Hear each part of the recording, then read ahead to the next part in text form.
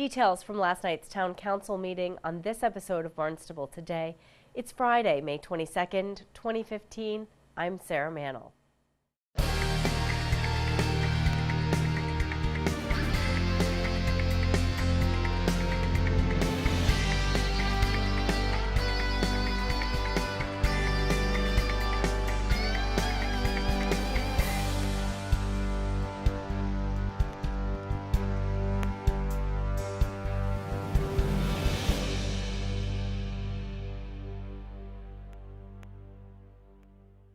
Town Council approves all capital requests for Barnstable Municipal Airport. That completes the work on the fiscal 2016 capital improvement plan.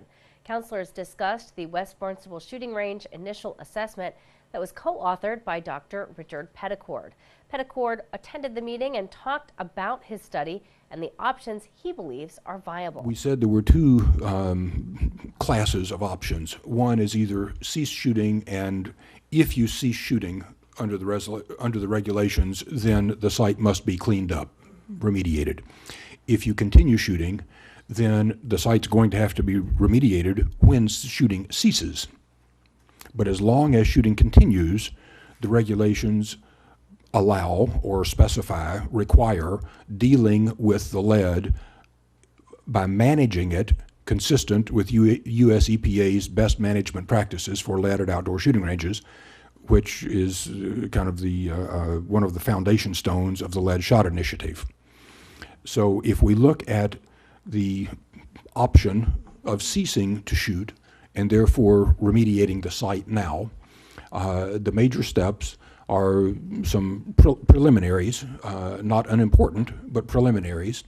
The option that we chose for site remediation is probably the more expensive of options. There are a couple of others that we might mention, but probably excavation removal is the most expensive. So we chose it to provide an outside estimate. That requires clearing. The green perimeter that we looked at in a slide or two ago encompasses about 18 acres. We assumed, for purposes of this study, 6 inches of soil to be excavated. We have not done vertical sampling. Vertical sampling is a more intensive and expensive operation, considerably so, than superficial sampling. No one knew the horizontal distribution until this study, and we thought it was premature to begin the expense of vertical sampling, at least until we knew the horizontal distribution. Experience has shown us that much of the soil on a shotgun range, the lead is unlikely to be much deeper than 6 inches or so. On rifle pistol ranges, we assumed the entire backstops would contain lead, and lead can be found deeper in some places. So we have some description of that in our report. But basically, over much of that green area, we were talking about excavating about 6 inches of soil, about 40,000 cubic yards of soil. That soil would be treated to allow it to be disposed as, within the state of Massachusetts, some exceeding 2,000 parts per million will have to go out of the state. The area that was cleared would be, in our estimation, seeded and then simply allowed to revegetate by natural incursion of the existing forest, which would occur over time, but would be seeded to minimize erosion and so on in the meantime.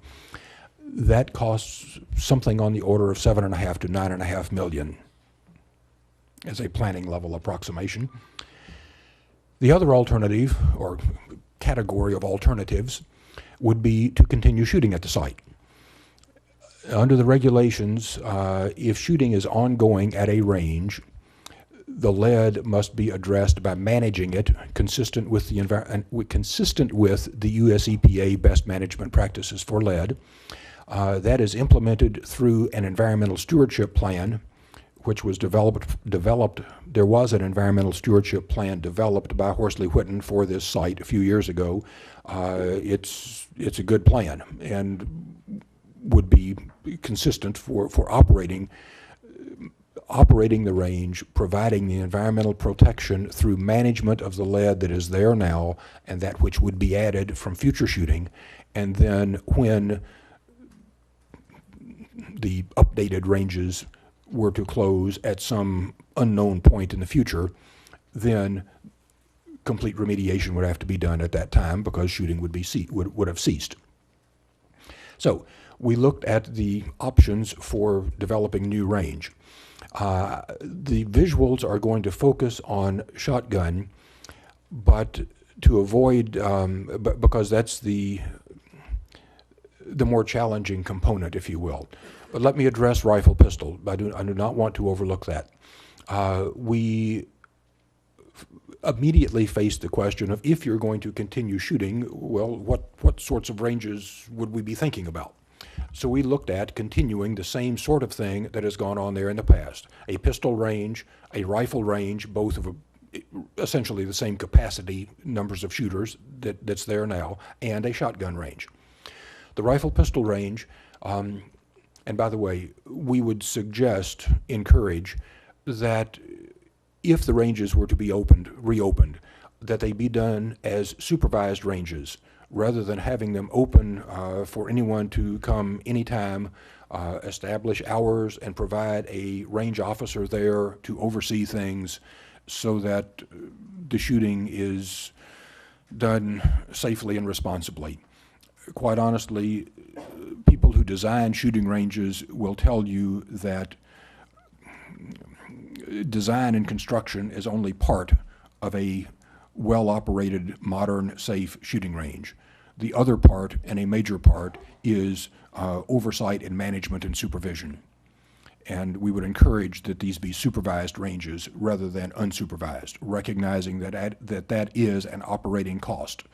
As an operating cost, we did not include that in our approximations for the range. We were dealing with design, construction sorts of issues, not operation and maintenance issues. But if it were to be a supervised ranges, there would be the cost of providing that supervision. And of course, there will be maintenance and those sorts of costs too that are not included in the price we're going to talk in the cost estimates we're going to talk about in a moment. Okay, supervised rifle pistol ranges. We envisioned keeping a 25-yard pistol range with about the same number of shooting positions as are there now, and a 100-yard rifle range with about the same number of shooting positions. There are side berms, a side berm between the pistol range and the rifle range, which would be necessary in the future.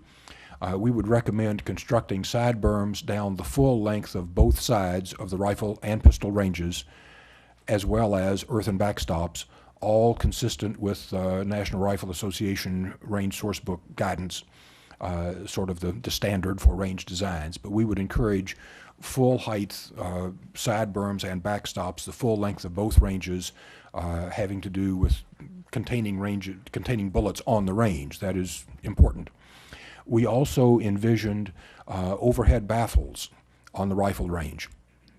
On the pistol range, that can be accommodated without perhaps one single baffle. The idea is that a series of overhead baffles positioned downrange at a height where the shooting would be under the baffles, but positioned such that if a firearm were to be raised at an elevation higher than the backstop, the bullet leaving that barrel would then encounter a baffle. And a decision on the land swap was continued until October. There will be workshops planned during the summer months. You can view the report in its entirety on the town's website. Well, be sure to tune in to our hour-long news program, Barnstable This Morning, weekdays at 7 a.m. We will be off Monday for Memorial Day. On Tuesday's show, we will chat with Police Chief Paul McDonald. We'll talk with State Representative Tim Whalen.